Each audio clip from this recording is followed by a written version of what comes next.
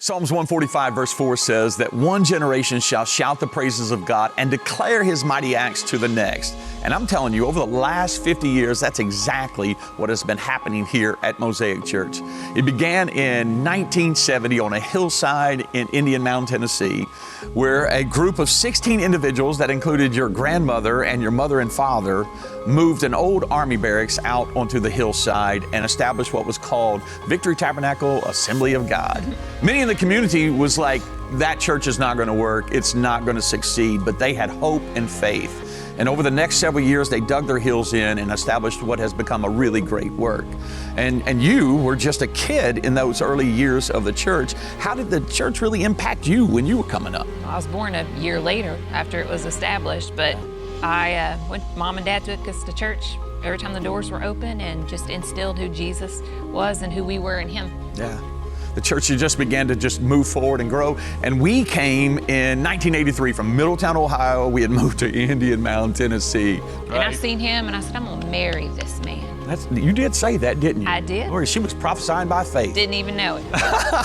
Yeah, God really blessed her, didn't He? Anyway, it really gave her and I a place as teenagers to get a front row seat to what it looked like to live a life fully devoted to Jesus, because that community has always been really dedicated to the work of the Lord. And then in 2003, they said yes to accepting us as senior pastors. I don't know what they were thinking. I don't either. We was full of zeal, but we had no wisdom. Matter of fact, on one of the Sundays, early on in the ministry, I'm dismissing the service and I'm asking Julia, I'm saying, hey, dismiss us in prayer. And she's like, no.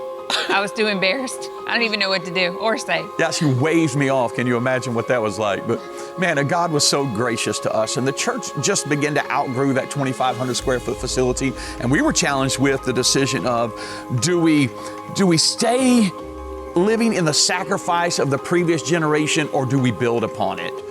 Because they had worked so hard, and sometimes it's just difficult to let go of what you've worked so hard for, but it was really laying a foundation for the future generations, and we said yes to build. Yeah. And we relocated to the highway. We'd gone to the highway, that's what we called it. Felt like the Taj Mahal. You could move it from that barracks. Yeah, that 13,000 square foot building with 300 seat capacity was quite an amazing facility for us. Because there wasn't that many people there yet. No, not at all. No. But the church just exploded. It did. And what it really gave us also is that next generation, third generation now, our kids, a place to spiritually connect with other, peers, to learn how to express their spiritual giftings. It was an amazing place for our kids to grow up and see Jesus.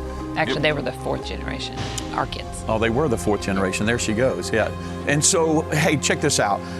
The church began to grow, and now we're faced with this.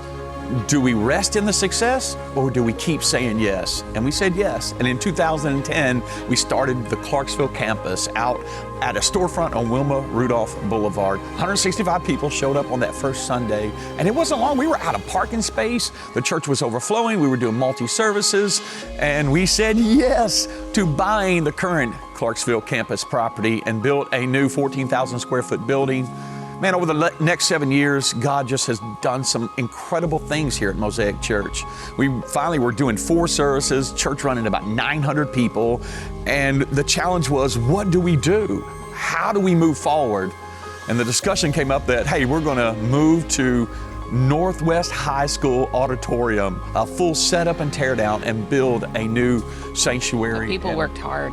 Oh, it was incredible, wasn't it? Yes, yeah, worked hard every Sunday. Showing up at 5 o'clock in the morning, staying late, but God was there. At that point, I felt like we were risking everything. Yeah. Like the previous years of all the sacrifice and all the giving, it was like on the table and it was a risk.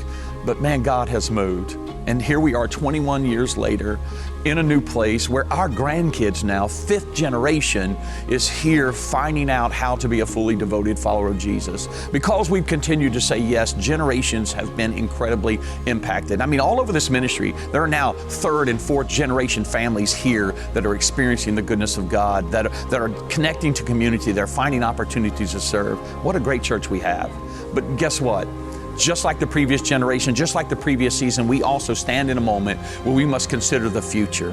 Do we rest and celebrate on what God is doing, or do we say yes to the opportunity that is in front of us? Our kids ministry, our student ministry is growing supernaturally, and what we've decided to do is say yes. We're saying yes to the future. We're saying yes to the next generation, and part of that yes is building a brand new 18,000